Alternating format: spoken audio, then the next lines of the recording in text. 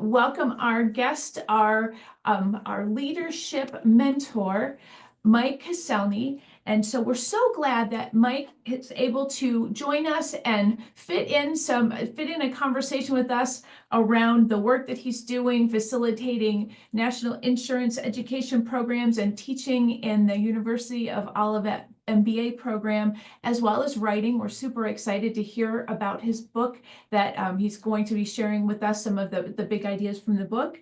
And all of that work has been informed by over 40 years of work in the insurance and risk management industry, where he's been a student and a teacher of leadership. And as he has experimented with different strategies and tactics for helping bring people together and move forward together toward a common goal. He's captured some of those ideas and is going to share with us some of the highlights of how do you make a plan? How do you make a leadership plan that can empower you for the rest of your life? And so how can you construct one that is your roadmap?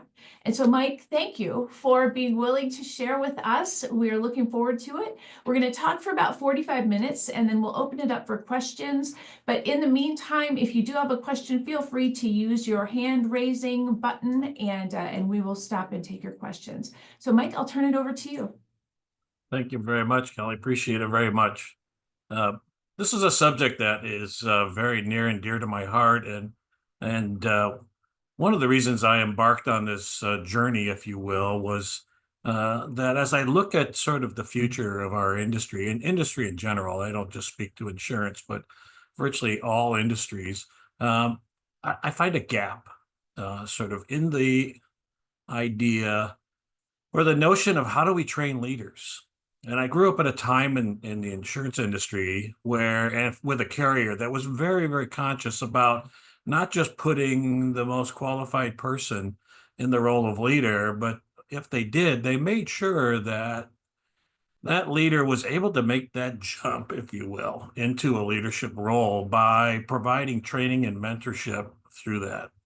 And as you might expect, and as the industry evolves, when budgets get tight, the first things oftentimes that get sort of set aside are some of those training opportunities. And so now it's sort of left to the sort of the ideas of young professionals to sort of help create a leadership plan.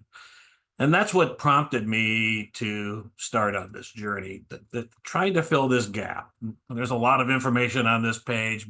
Dr. Corey encapsulated 44 years in the insurance industry pretty concisely.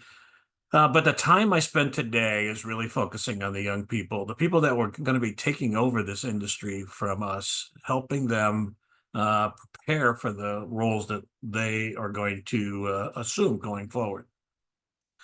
So the question I always ask anybody who is interested in leadership in an organization, what do great leaders do? And there's a long laundry list of those things. And if you want to pop something maybe in the chat, an idea or a thought you have about it, I have some perceptions about that, certainly, of being trustworthy and being authentic and being a great communicator and having a vision and being inclusive and collaborative, all those things that help people feel valued in their organizations. Those are really important skills, and we're going to talk about some of that today. But when I think about that, when I think about what great leaders do, it harkens me back to great leaders I worked for. And what's important about that, we're going to touch in a little bit. But I think the thing that to me is most important about leaders is that they achieve common goals through others. You know, oftentimes, and I can tell you, I was an individual contributor before I ever became a leader, and I took great pride in the work I did, and the contributions I made to my team and the company. But I was focused on the things that I could do, and certainly I was focused on helping my peers, right? So if they were backed up in work, how I might be able to help them. The biggest challenge, though, and if you think back to that, your success as a leader is dependent on the success of your team. If they do well, you do well, because your role is driving and leading that team. So when I think about it, making that jump from individual contributor to leader, it's tough. You're jumping into a whole new fishbowl, if you will. And if you're not skilled and prepared for that role, uh, it may be a bit of a struggle for you. There may be some things that you're not aware of. And if you have great mentors that are helping you, the individuals that you report to, it will make it a little bit easier. But what I hope to share today is what is your plan? How are you going to address this? Because as I mentioned, it's a big challenge. Because oftentimes what happens is you harken back to your individual contributor role and you say, it's not getting done. I could do it better. And you jump in and do it. And that's the wrong direction to go. Being a leader is not someone sitting in the corner office or driving the company car or having a great expense account or being able to go on trips, all those sorts of things. Being a leader goes back to that previous slide, getting results with others. So I was doing, as I did research for this, I sort of leaned on a little bit of Dr. Peter Northouse, and he wrote a book about leadership. In that, he says leadership is a process that involves influence and occurs in groups and involves common goals, right? So the emphasis in leadership is really on the dynamic process rather than any fixed trait or highlighting a role of influence, group dynamics, goal achievement. What he's suggesting is it is much broader than that. The university has taken on a description of leadership that looks this way, and I agree with it completely. What it says is that leadership is the process whereby an individual uses their knowledge, their skills, and their abilities to influence a group of individuals to achieve a common goal, getting results through others. And if you look at this graphic here, the KSAs, that's your knowledge, your skills, and your abilities. And it's a give and take. There's feedback both directions. Leader provides feedback. Hopefully, the followers or your team members are providing feedback to you, so that directionally you end up in the place that everyone is benefits from to reach those common goals. So, what does that mean? Well, there's also another definition of leadership, and it's what I refer to in my book, Lessons in Leadership. Leadership is, as McKinsey says, a set of behaviors that are used to help people align their collective direction to execute strategic plans and continually renew an organization.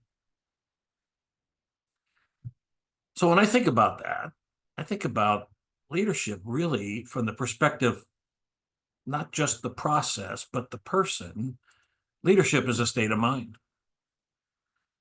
I often ask this question of anyone who has leadership aspirations. The question is why? Have you actually sat down and thought about the reasons behind your willingness to change from an individual contributor to someone who is now their future, their performance, everything is relying on their team? And when I think about state of mind, it refers to sort of a person's mental or an emotional condition at a particular time. It's encompassing moods and thoughts and overall outlook. So leadership, as I mentioned before, is just not a position. Being the manager is a position. Leadership is a mindset. And so my belief is that you have to develop the mindset. You have to develop the skills, the processes of leadership, but you also have to master the skills and your mindset to be able to deliver on both of those. So a quote by some guy that I know that I see in the mirror every morning: leadership is a process and a state of mind.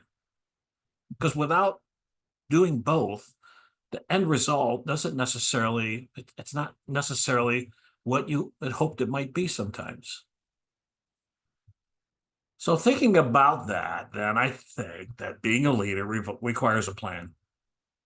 And I will tell you, unknowingly, it was only after a lot of reflection before I wrote the book I wrote that I realized that I had an initial plan, but I also had support in creating that plan because I really didn't know how I might approach this whole idea of becoming a leader.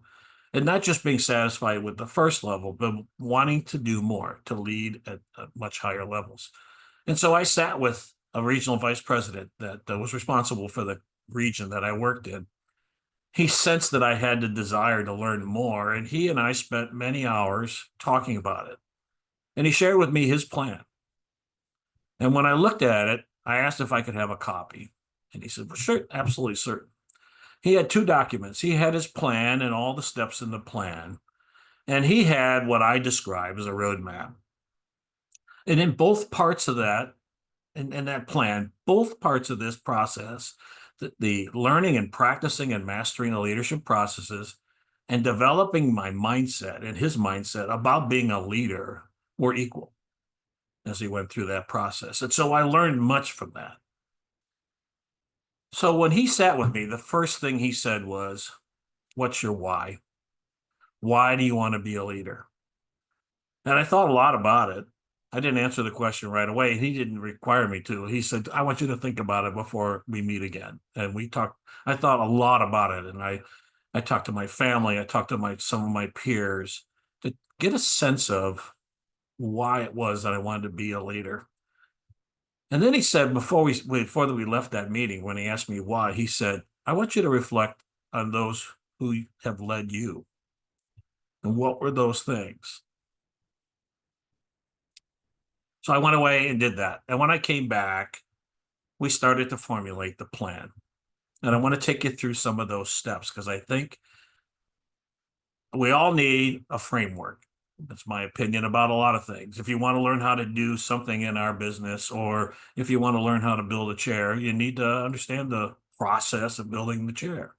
And so you have to start with that.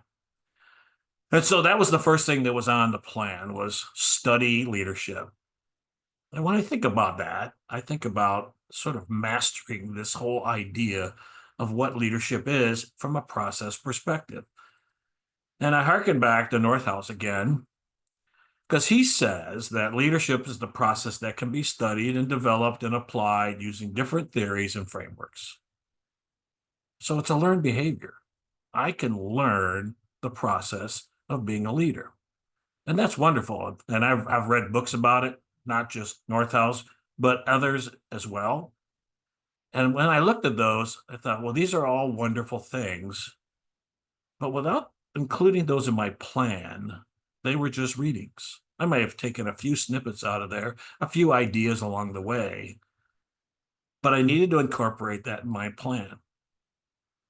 When Northhouse talks about leadership, he talks about a couple things. He talks about, one, the emphasis on leadership is as a process. So it's not just about traits, but interactive processes between leaders and followers. But he doesn't dismiss the idea of traits or behaviors. He says it's not just.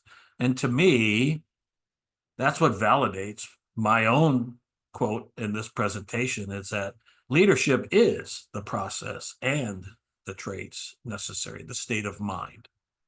And you have to bridge the theory between theory and practice. And today, in my view, there's a gap there. There's a gap in our businesses. We don't get the chance to spend a little bit of time practicing the things that we've learned. So when I talk about learning, I talk about learn all you can about the processes and the styles. You might spend some time actually reading Northhouse's book, Leadership. You might read other books written by great leaders. Enroll in a leadership program. Maybe it's a certificate program at a university. Maybe it's through LinkedIn. LinkedIn has some leadership activities. I've never participated in them, but certainly there's opportunity. But learn all you can about leadership. And I emphasize learning because as you develop as a leader, learning doesn't stop when you've gotten that first position. It's an ongoing process. Lifelong learning is an important part of that plan. The plan doesn't end when you end up in that leadership role. It continues to go forward. Study some others like John Maxwell or Peter Drucker, or one of my favorites, Simon Sinek, Ken Blanchard, all have perspective about process, leadership process. I would offer Cynic also injects the human behavior, the behavior aspects of leadership as well. So when I talk about process, understand leadership styles. And I'm not going to spend a ton of time on this, but great leaders don't confine themselves to any one style. They master multiple styles and then adapt to the needs of their people and the moment. So whether it's autocratic or coaching or bureaucratic, transactional, it depends on the circumstances, but understanding the theories behind those practices, those styles of leadership, and injecting your own behavioral, your state of mind into that can go a long way to helping you and your team achieve goals. So that's the first step in the process. Learn all you can. Spend the time to understand what leadership is about from a process perspective. The next part of this, in my view, is the step 2 of the plan is develop the state of mind, the leadership state of mind. Are you prepared for that? Are you ready to look at leadership from the perspective of those have led you and why that made such a difference for you? So I talked a lot about it, and I spent a lot of time reflecting on those that I spent time with that led me. That reflection time on leaders who made you feel valued, engaged, respected.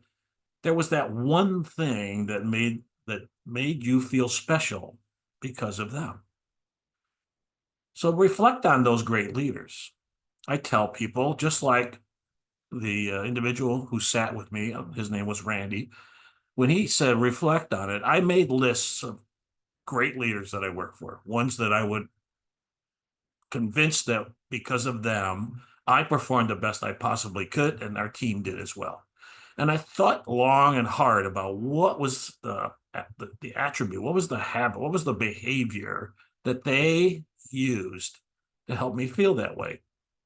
I made a list of all those leaders, and I put on there, and each one of them, the behaviors like trust, or people say, well, why would you put uh, life work balance in that? Because it's an important part of leadership. It's important in leaders to make sure that that the team is taking the time for their life over their work sometimes. So I made that list. But the bottom line in every one of those, the things that resonated with me from those leaders, were those behavioral attributes they had. And that was the key for me. See, when I think about behavior, I think about it in terms of that leadership state of mind. Is it nature versus nurture? Am I born with the traits that make me feel good about leading others? Those attributes of those who led me, are they inherent in me because of genetics? Well, I can tell you, I did a 23andMe, and I don't think anything came back that said that I was a great leader. Um, very little of that. It talked about what my heritage was and where I was from and all those sorts of things. But that deep reflection made a difference because I believe that leadership is something you're not born with. It's a skill you learn. And at the core of that, it's expressed through observed behaviors that lead to measurable outcomes. I watch my grandchildren. I have 3 of them, 7, 5, and 3, and I've watched them grow. And if you have children and you've watched that as well, it's much easier as a grandparent because you're not caught up in the hustle and bustle of every day. I can really focus on watching them. I watch them develop, and they're little mirror. They mirror everything we do. They're little mimics. And think about that. Those skills were learned. They were observed. They had, babies cry because they want attention. Children pitch a fit, young children that can't communicate. Um, that's how they communicate. And that behavior becomes part of them if it's not. So good behaviors, when you watch them be kind and gentle to their peers, their brothers and sisters, that's an observation they probably had from watching someone else. So I really truly believe that the leadership state of mind is nurtured in people. We're not born with a leadership gene, and psychology suggests that we can learn these skills.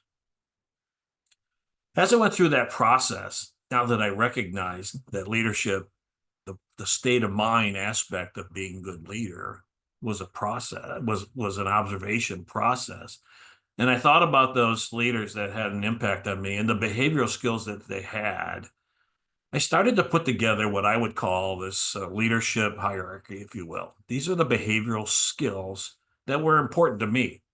It doesn't necessarily mean that my leadership hierarchy is right for you, because there may be some other behavioral traits that you found in those that you that led you in your career were important to you as well.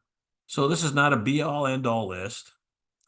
It's a list of ones that were specific to me and are attributes that I wanted to make sure that I was uh, taking the opportunity to sort of express those in how I dealt with the team, my team. Leaders can be anywhere too. When you think about leaders in your past, maybe you haven't been working long and maybe you've only had bad leaders, because there are bad leaders out there. People have asked me, "Do you want to write a book about bad leadership?" I said that'd be the easiest book to write, frankly, because I've had a bunch of bad leaders, and I've had a few really great leaders that help shape who I am. So I created this hierarchy, and I started out at the base, stage one, the foundational, and then the collaborative skills, and then the advanced, the enhanced, and then overarching over all of this is ethical leadership. It's the skills of being ethical. How am I going to approach that? And foundationally, the entire, if you will, hierarchy sort of dictates, in my opinion, your ethics. So with that in mind, I launched into this idea about, okay, these are the skills I want to learn, and I want to mirror those who took the opportunity to lead me with those behaviors. How would I do that? And so I started with foundational skills, if you will, to get that state of mind prepared as I moved into leadership. There's two quotes on here. One is by Stephen Covey, and it says, "The ability to establish, grow, extend, and restore trust is the key professional and personal competency of our time." Trust. One of the great leaders I worked for, Lois, said to me one day, "Trust is earned and grows over time, but one slip should not be fatal. Make sure you're there to lift them up after they fall." And that spoke volumes to me. I remember that quote as if it happened yesterday, and that was over 40 years ago when Lois said that to me. It made me feel, as someone working alongside her, that she really believed she had I believe she had my back. That even if I made the bad decision, she was there to help, because every one of those was a learning experience. And so I trusted Lois. Trust is important. It takes work to build it and to earn it as well. So to trust and to be trustworthy go hand in hand. They really have to happen at the same time. So that's just one example, one word that I focused on. And at the same time, I started thinking about, okay, I've seen how Lois does things. How might I model these behaviors? And so I, in a call to action, and I'm a firm believer, I'm going to learn something, observe something, and then I've got to do something with it. Otherwise, it's just a file in a drawer that never gets touched again. And I sat down and said, I'm going to focus on this for the next 90 days. And I picked 90 days because a good friend of mine said, if you want to make something part of who you are, you need to do it for 90 days, every day without fail. Think about working out. If you go to the gym every day for 90 days, after a while, once the soreness wears off, after a while it becomes part of what you do, part of who you are. I have lots of friends who are runners. They didn't start out as runners, but they became runners. And now it's part of what they have. They have to run for lots of different reasons. Well, the same with these behaviors. Once you get in this mode, if you will, of I'm going to model this in every way I possibly can, this notion, this behavior of trust. And there's just a few ideas, certainly being honest and supportive of your people, and sometimes being quiet, giving people the opportunity to say something in a meeting. Be consistent, model the behavior you seek, solicit feedback, and the important thing is act on suggestions. So when you're in a leadership position, to ask the people, do you feel like I trust you? That's a hard question to answer. But if you're open and authentic about how you do things, they'll tell you if you are or not. Well, I wasn't so certain about this one circumstance. Another learning opportunity. So take action when you get. The last one I think is probably the most important one in building trust, and that's demonstrate appreciation. And I tell young leaders, I say, when something goes wrong and I'm in front of my leaders, it's my fault because I'm the leader. I don't blame the team. I blame myself. When something has gone well, we've had great success, and they try to sort of raise me up, laud me of what great results, I always say it's the team. They do the work. That appreciation, telling your team when they're very successful, telling the leaders that you report to that your team is very successful. The risk of saying, well, my team didn't support this decision or that decision, those things find their way back to the team sometimes. And if you want to destroy your trust as a leader, that's why you take the responsibility. You go back to your team, you work with them, you try to understand why we didn't have the results we had. You work very closely with them. Maybe there's some additional training. There's a lot of reasons why results did not actually happen as good as we want. But when they're not good, it's the leader's responsibility. And when you're with your team, when the results are good, you applaud them for it. And when results are bad, you take the responsibility. So trust is, I think, fundamental to everything related to leadership. The other one that's on that sort of layer of the hierarchy is responsibility, and that's this idea of I'm responsible for the team, not just for myself, not just for my results as an individual contributor. And that oftentimes is the most difficult part in that making that jump into leadership. So next steps. Well, we've got this framework now. Step one, we're learning everything we possibly can, and we need to have a schedule of that. And you need to make sure that you're doing that over time. So you have time to absorb what you've learned, but also time to practice. And I'll talk about that in a few minutes because practice is an important part of learning new skills, right? You're not going to pick the guitar up off the wall over there and start playing it and sound like a great virtuoso of guitar. No, you have to practice and practice to be good. The same goes with leadership.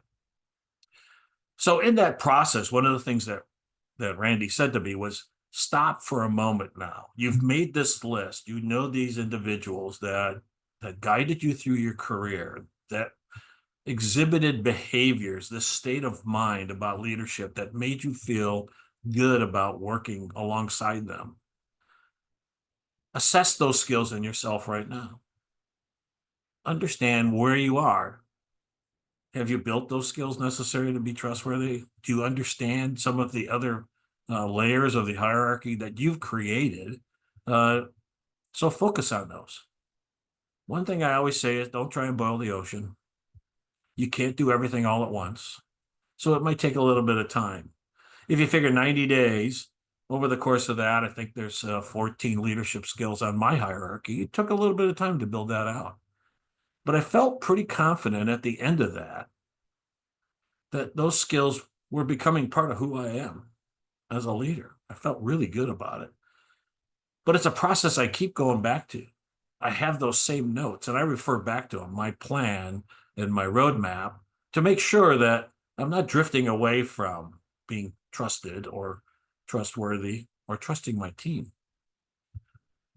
So I have to understand that as I look at my capabilities, there's some things that in a stage of my life I'm probably pretty good at. There's some things that I'm going to need some feedback, maybe from my mentors. Maybe one of my leaders is a mentor and observes me and is able to provide me that feedback, or my peers. The important thing is to set short-term and long-term goals. The short term is the behavioral, the longer term is learning the skills, the leadership process. So when you go through that, what I offer to anyone is build your own behavioral skill hierarchy. You see the framework I have, the 5 layers. Start with what you think is fundamental. I would always start with trust and responsibility, because that's one thing that great leaders have. They live it, and their teams know it if they believe in it. The next thing is you need to set your goals. So, as I said, don't boil the ocean. Do one thing at a time until you've mastered the behavioral skill. And you need to start with the foundational type behaviors until they become second nature, until that's the way your mind thinks all the time. The reinforcement is as you practice these things, you're going to get the sort of feedback that says, they feel when I act this way like I felt when I was being led by that individual who did that to me, that treated me that way. And that's an important part. So set those goals. Understand as you look at your hierarchy, you look at that and say, could I work for this person? Does this person have my interests at heart? Not just their own, but mine too. So write it down. I keep a log. Others use journals. I have my plan. For the longest time, I carried it with me. It's typically in my backpack when I'm traveling. I do have my roadmap in my wallet, so it goes with me everywhere. I think it's important for you to set aside time every week to review your progress. If leadership is important enough to you in your development as a professional, then you need to focus on spending the time.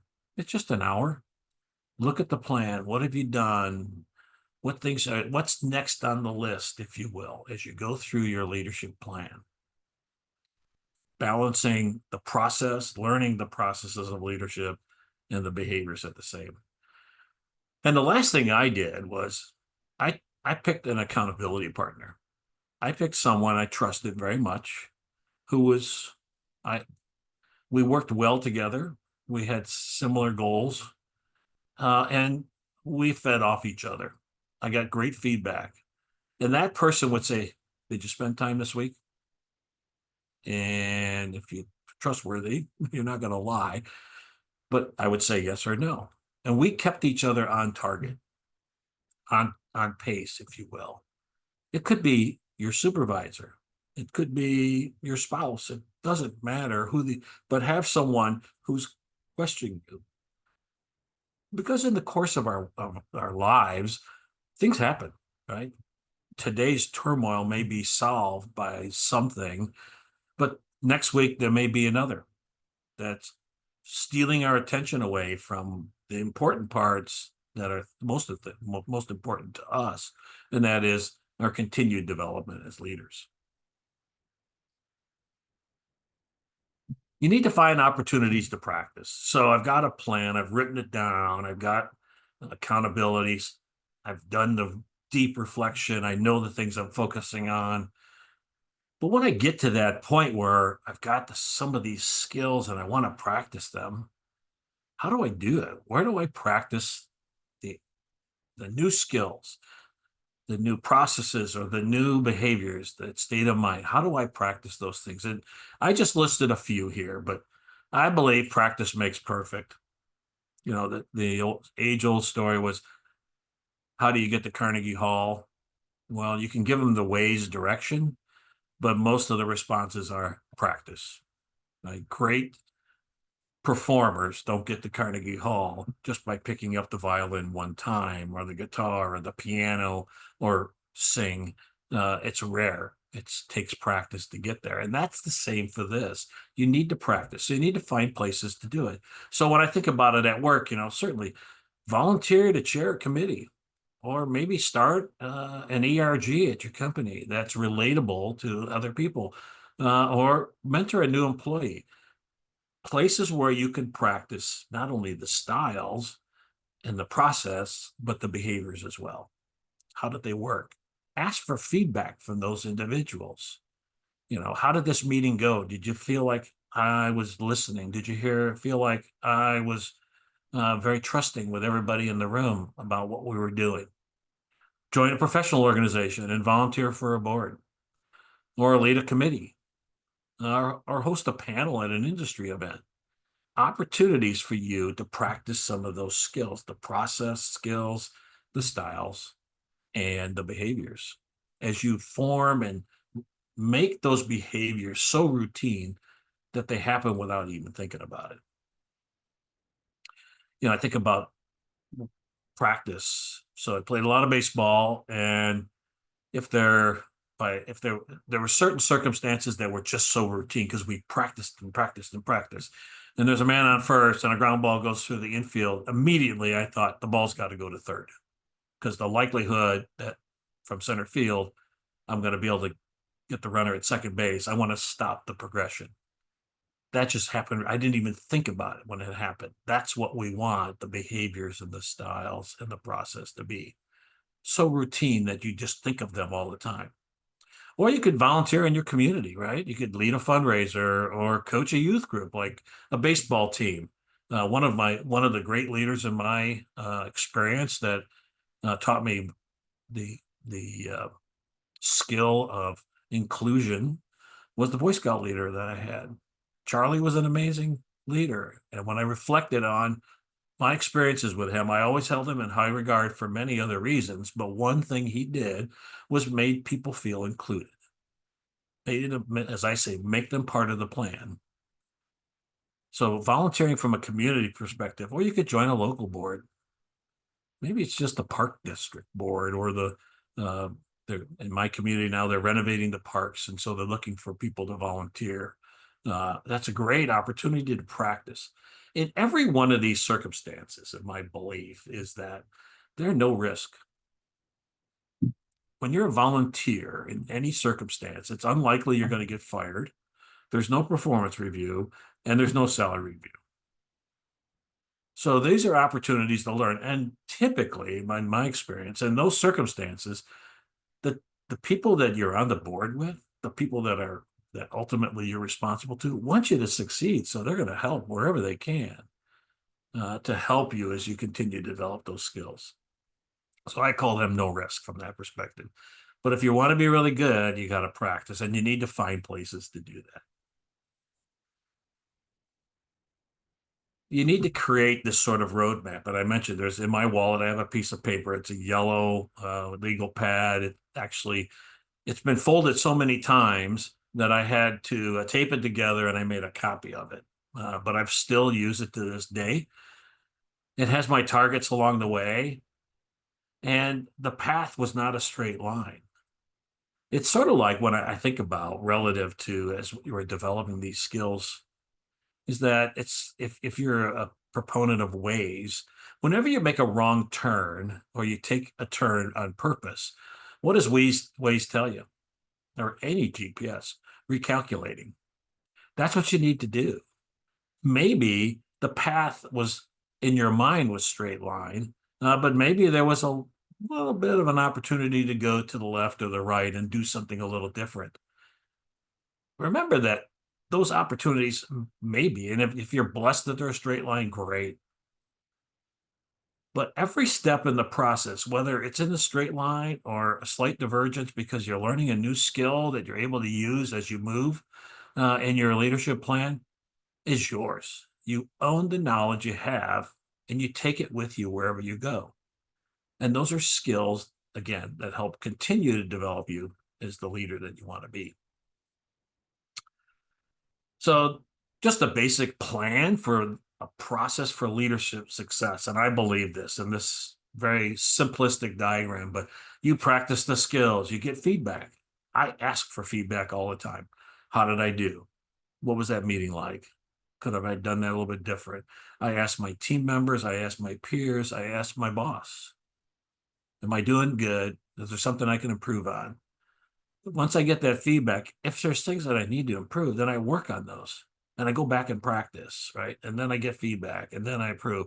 And ultimately, hopefully, I get to the point where I've succeeded, that the feedback is you're doing a great job. Really love the way you handled that situation.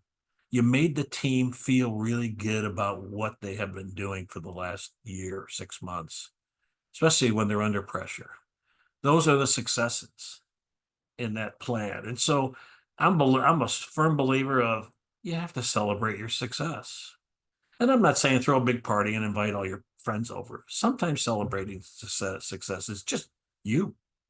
Maybe it's I'll go home tonight and have that really expensive bottle of bourbon. Maybe I'll have one glass, or maybe I'll treat myself to something, or maybe I'll celebrate with my family about the great success that my team had at work. How they we were recognized. The team was recognized, not me, but the team was recognized for their great success.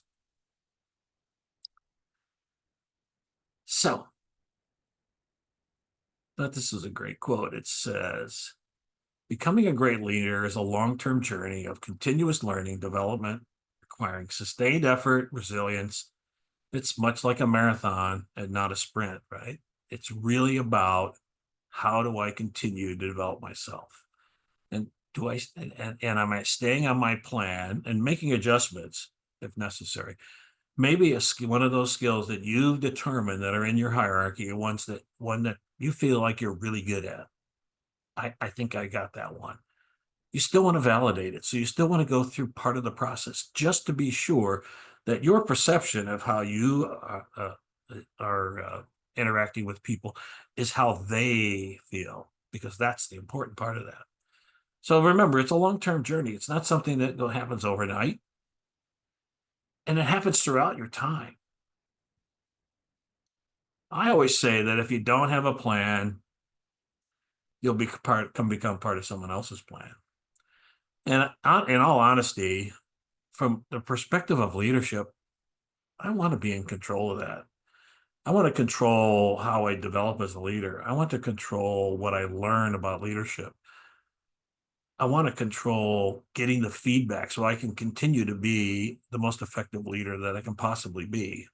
So having a plan, this quote, I didn't realize this quote was Terence McKenna's, but I've used this quote many times. I don't want to be part of somebody else's plan. I want to be part of my plan. I want them to know what my plan is. One of the things that I learned from Randy was once I put my plan down, I shared it with my supervisor and my supervisor's supervisor. This is where I want to be. This is what I want to do. And these are the steps I'm willing to take to be able to get there.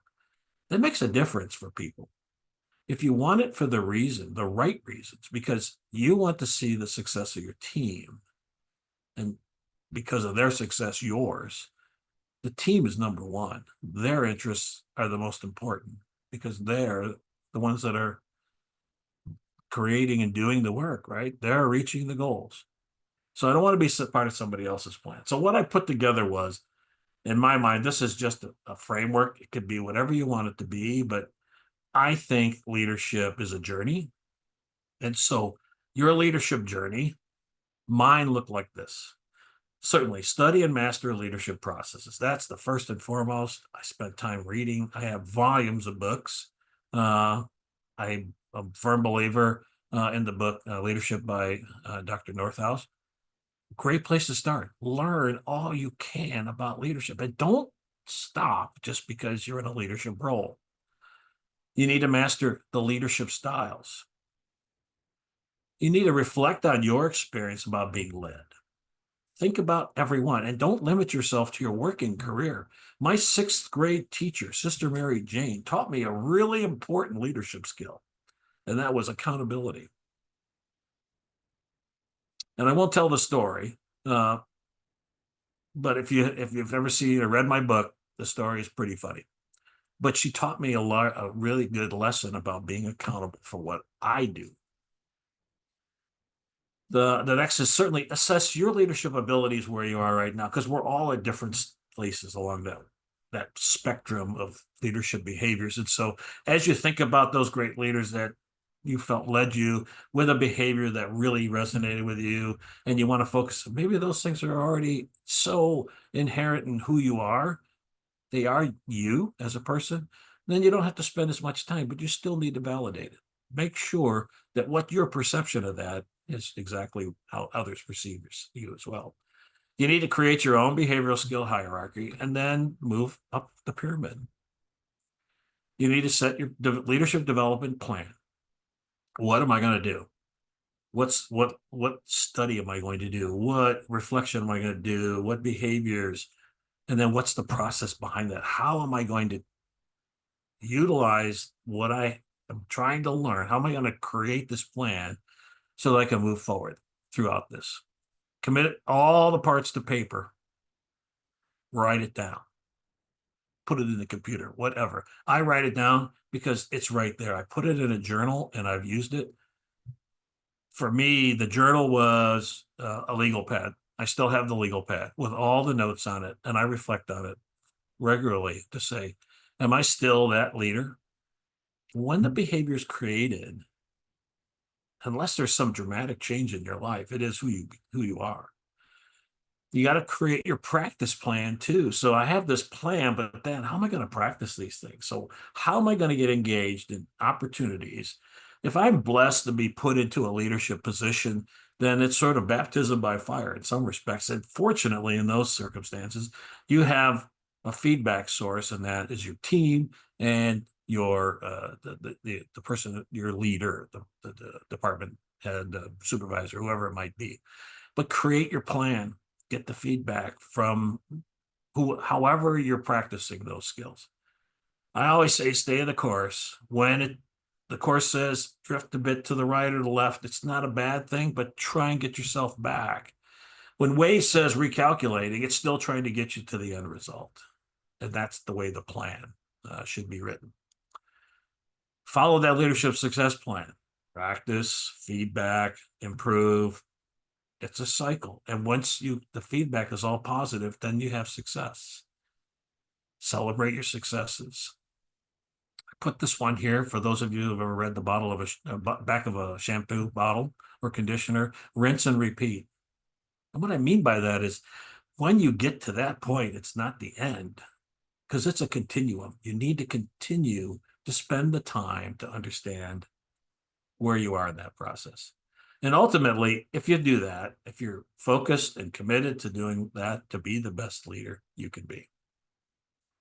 So I'm going to open up for questions now. I have some contact information if anybody's interested. Please, if you're not linked to me with me on LinkedIn, please do so. You can find me there. And there's the front cover of the book I wrote, Lessons in Leadership. Any questions, comments? Great session. Thanks. I find this, I became very passionate about it, and I continue. And the greatest challenge sometimes is if companies aren't participating in the development of their leaders, but you have young leaders who want to be good leaders, the question always becomes, how much am I going to invest in myself in order to do that? How much should I consider doing to become better at what I do? And that's a hard question. But I would say investment in yourself, if you're making the right investment, is probably worth every dime that you do. So with that, raise your hand if you have a question. If not, I will turn this back over to Dr. Corey. And thank you for the time. Thank you for the opportunity, Dr. Corey, to spend time today. It's a very important subject, and I think we collectively, those of us who have been in leadership roles and our educators, can help our young professionals to greater heights as leaders. Absolutely. Mike, thank you so much for sharing your insights and your tactical plans that so much information that is very doable right now today. In particular, some of the things that I picked up, the idea of perfect practice makes perfect, and being a leader and practicing being a leader and practicing doing it right in all areas of your life, I think is just super, super important. And practicing daily and being consistent in believing that you're a leader, and continuously learning and adapting, and being willing to be agile as a leader, I think teaches people how to be agile, and it also helps leaders to find new opportunities. So all of those things were just absolutely wonderful. So I appreciate all that you have shared, and I appreciate the folks that have joined us for this conversation, so that we can all continue to grow together. I would like to invite folks to join us again next month. I would like to share the brilliance and fantastic personality and gifts of public speaking of Antoinetta Mosley. She and I worked together at Western Michigan University years ago. She just published a book called Courage Candy, and it is a book that teaches us how to have courage as we are out in the world connecting with people. And I love the idea of being as attractive as, for me, it would be a Snickers bar, but maybe she was thinking other kinds of candy. But using our public speaking skills to attract people to our common vision. And she's going to share some really great ideas. And so she will be here on the 22nd of April. And then the following month, I'm super excited to be able to invite our 5 top graduates from the University of Olivet, and they're going to talk about courageous leadership as people moving out into the world. And then in June, we have a health and human performance professor will be teaching us about mindfulness as leaders and building our mindfulness muscle. And then in July, Zoe Hammer, who was a community organizing strategist, she actually met the person who coined the phrase Black Lives Matter and worked with them on those campaigns. And she has had amazing experiences organizing, energizing, and bringing people together for positive change. She'll be with us in July. So lots of really cool opportunities to learn and grow and get some great leadership tips. So please join us for those next couple of events. Also, I'll talk about it again in just a minute, our Courageous Leadership Colloquium is coming up in September on the 24th and 25th. We'll have 24 speakers, virtual, all day, both days, and you're invited to that. So I'll kind of back up a little bit and talk about all of our leadership learning opportunities, or some of them. We actually have a lot of informal ones as well. Here at the University of Olivet, we host the Master of Arts in Leadership program, which is a relationship-based program where we focus not only on building those tactical leadership skills, but also building emotional intelligence, organizational behavior skills to bring together not just people, but help to envision entire organizations that can create positive change. We have 3 concentrations in that program. One is the Creativity, Innovation, and Change specialization. And that's a major that is really, or a concentration that's really for anyone in any organization that's in a position where they need to be the catalyst. They need to know how to energize people, how to get people thinking in the same direction to create change that's going to be sustainable. And then we have our nonprofit leadership and management concentration, where we focus on generative governance, financial sustainability, sustainable program planning that will result in long-term impact. And our sport coaching leadership concentration is focused on helping any athletic coach at any level build their human skills, technical skills, and conceptual skills to bring entire teams to the next level. So we're super excited about those. I'm the program director for that program. Would be happy to have a conversation with you. Feel free to shoot me an email at kcorey@uolivet.edu. We have our Master Business Administration program, which Mike mentioned that and I mentioned as well, that he is one of our top adjunct professors in that program, has really been able to equip hundreds of students in leadership skills and in tactical skills in insurance and risk management. And Mike, do you want to talk a little bit about the MBA?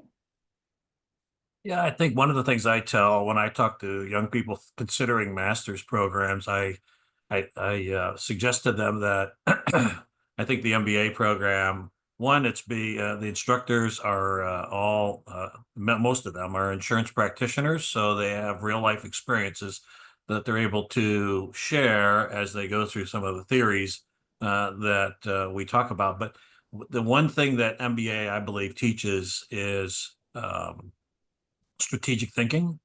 When you go from an individual contributor to a leader, now you have to think strategically. You still have to understand the transactional work, but you need to start thinking more strategically. And that's one thing I believe that the Olivet MBA program really focuses on is teaching you the skills necessary to think strategically. As you move in organizations, as you go through your leadership journey and you reach levels like I did, where I ended up in the C-suite with a couple of companies that I worked for, understanding that process, strategic thinking is very important. And when I did the program, it helped validate some of the skills I already knew, but also taught me a lot of things that made me a much better leader when I was in those settings. So I really believe it's a valuable thing. Their emphasis is in accounting, enterprise risk management, insurance, sport and recreation management. But it's definitely a program, I believe, that you walk away with a sense that I understand the next level in any organization of leadership with a company, how to think and act in those circumstances. I think it's an amazing program, and speak. I'm so happy I did it. Thank you, Mike, for that endorsement. We appreciate that, and we also appreciate how many leaders you continue to help grow and send out into the world. So thank you for that. Our Women's Leadership Institute Summit is coming up. That's more of an internal activity, but it's exciting to know that we are bringing 60 young women together with executives from across the Midwest to learn and build leadership skills here on campus, and they're all going to learn how to make a plan for leadership. So they're doing a similar exercise.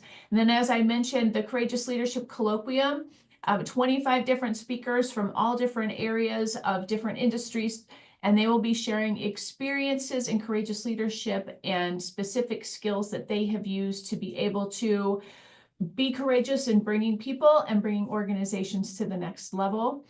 If you know of a courageous leader and you believe that they would be someone who would enjoy giving a 30-minute talk on their story and their strategy, please forward their name to me or invite them to email me. Would love to provide that opportunity for people to share their story and inspire others to step out boldly to lead.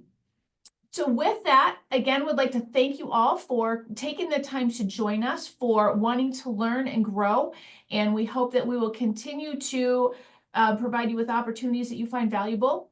If you have a topic that you would like us to address or a speaker that you'd like to recommend, either for Boldly Lead or for the colloquium, again, please reach out and let us know. And if there are ways that we can help you in your leadership journey, we would love to do so. Thank you so much. Have a wonderful day. Thanks, everyone.